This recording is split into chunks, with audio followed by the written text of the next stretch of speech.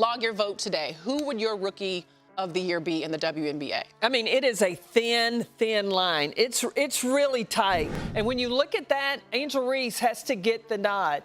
Now, I know it's not a popular position to take. ESPN just dropped a bombshell that's got basketball fans losing their minds. They ranked Angel Reese as the top rookie ahead of CaitlinClark. Wait, what? You heard that right. But here's the thing. Is this a fair call, or is something fishy going on behind the scenes? You thought those rankings were solid. Think again. What if the very stats used to crown the rookie queen are actually missing crucial pieces of the puzzle? We're about to dive into the numbers game that's got everyone talking. And trust me, it's not as simple as ESPN wants you to believe. Let's break down ESPN's justification for putting Angel Reese at the top. They're hanging their hat on her impressive 22 double-doubles, which ties for the third most in a WNBA season. That's no small feat, especially for a rookie.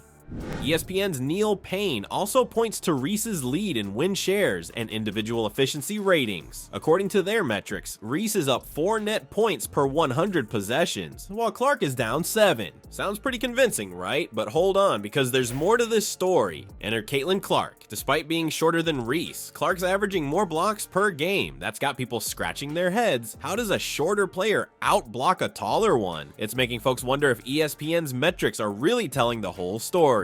If anybody listened to the show earlier this week where we talked about, again, the Rookie of the Year competition, why Angel Reese is getting as many double-doubles, 22 double-doubles, incredible, haven't seen it since Tina Charles, foregone conclusion. Certainly CaitlinClark is the favorite, and I actually have her as my Rookie of the Year. Now, here's where things get really interesting. These fancy stats ESPN's pushing, they're missing some big pieces of the puzzle. For starters, they're not accounting for usage rates. Reese is sitting at a 26.5% usage rate, while Clark's at 22%. That's a pretty significant difference that could explain a lot about their efficiency numbers. But wait, there's more. When you dig deeper into the stats, a different picture starts to emerge. A closer look suggests that CaitlinClark's performance might actually be more impressive than Reese's. It's like ESPN's painting half a masterpiece and calling it complete. Think about it. Clark's putting up these numbers with less time on the ball. She's blocking more shots despite her height disadvantage. And let's not forget, she's doing all this as a point guard, typically a position that doesn't rack up the kind of double-doubles that centers like Reese do. So why isn't ESPN talking about this? Why are they pushing a narrative that doesn't quite add up when you look at all the facts? Maybe it's because stats can be tricky. They can tell different stories depending on how you use them. It's like trying to judge a book by its cover. You might get part of the picture, but you're missing all the good stuff inside.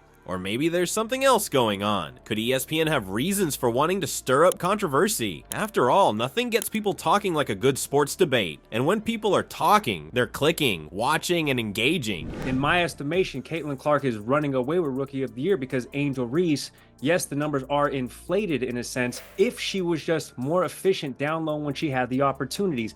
And that's where I said, but here's the thing. As fans, we deserve the whole story. We deserve to know all the facts, not just the ones that make for flashy headlines. Because at the end of the day, this isn't just about numbers on a page. It's about recognizing true talent and giving credit where it's due. Think ESPN's just crunching numbers? There's a whole other game being played behind the scenes. The rankings we're seeing might not be telling the full story, and it's time to pull back the curtain on what's really going on. And if fans are feeling like they're being played, there's a growing suspicion that ESPN isn't just reporting on the rookie race, they're shaping it. It's like they're writing a script for a sports drama, and we're all just along for the ride. But why would ESPN do this? Simple. Buzz. Every tweet, every angry comment, every heated debate, it's all engagement. And in the world of media, engagement is king. By putting Angel Reese at the top of their rookie rankings, ESPN stirred up a hornet's nest of controversy. And controversy sells. Here's where things get really interesting. While ESPN's pushing their narrative, the betting markets are telling a different story. They've shifted away from Angel Reese. It's like the smart money knows something ESPN isn't telling us.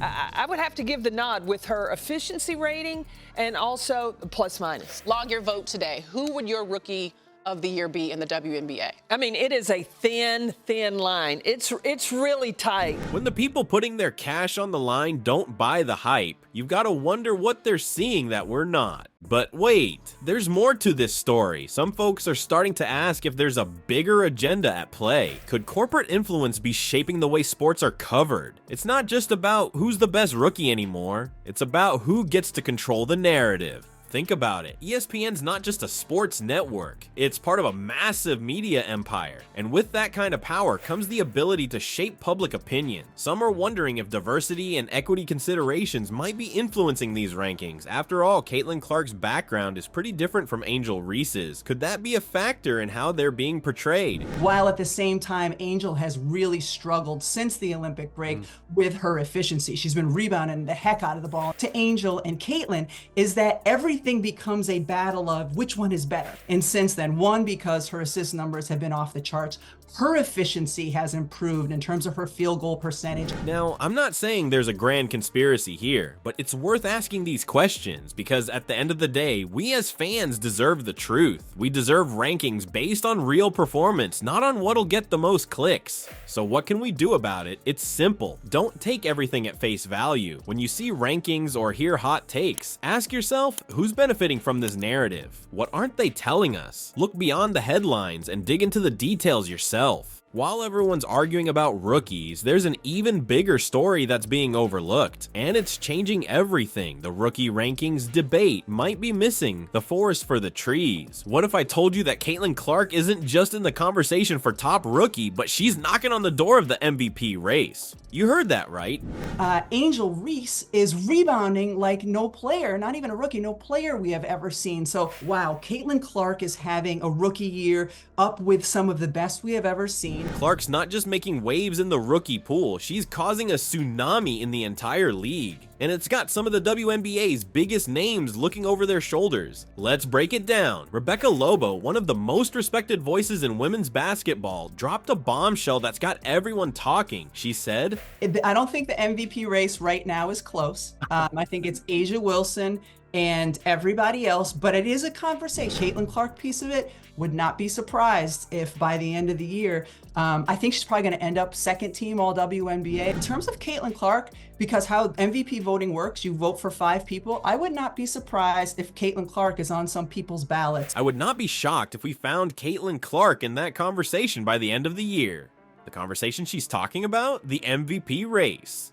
Now, hold on. Before you think this is just another hot take, let's look at what's really happening on the court. Clark isn't just putting up good numbers for a rookie. She's putting up numbers that are making veteran all-stars do a double take. Think about it. Clark's out there scoring and dishing assists like she's been in the league for years. She's not just keeping up with the pros, she's setting the pace. And that's got people wondering, are we witnessing the birth of a new era in the WNBA? But here's where it gets really interesting. Clark's not just competing with other rookies. She's being compared to the likes of A'ja Wilson, the current frontrunner for MVP. That's like a rookie quarterback being mentioned in the same breath as Patrick Mahomes. It just doesn't happen until it does. Now, I know what you're thinking. How can a rookie possibly be in the MVP conversation? Isn't that reserved for seasoned veterans who've proven themselves year after year? While Clark's rewriting the rule book, her impact goes beyond just stats. She's changing how teams play defense. She's forcing coaches to rethink their strategies. And she's doing it all with a confidence that's rare for any player, let alone a rookie. But here's the kicker. While everyone's been focused on the rookie rankings, they might be missing an even bigger story. Clark's not just competing for Rookie of the Year. She's making a case for being one of the best players in the entire league, period. This isn't just about potential anymore, it's about performance. Right now, Clark's playing at a level that's forcing us to rethink what's possible for a first-year player. And that's got implications that go way beyond this season. And think about it, if Clark's already in the MVP conversation as a rookie, where will she be in a year, 2 years, 5 years? We could be witnessing the start of a career that redefines women's basketball. But here's the thing, this isn't just about Clark, it's about what her performance means for the league as a whole. When a rookie can come in and immediately compete at this level, it raises the bar for everyone. It pushes veterans to elevate their game. It inspires the next generation of players, and it gets more eyes on the sport. So while ESPN might be stirring up controversy with their rookie rankings, they're missing the real story. It's not about who's the best rookie, it's about a rookie who's already competing with the best, period.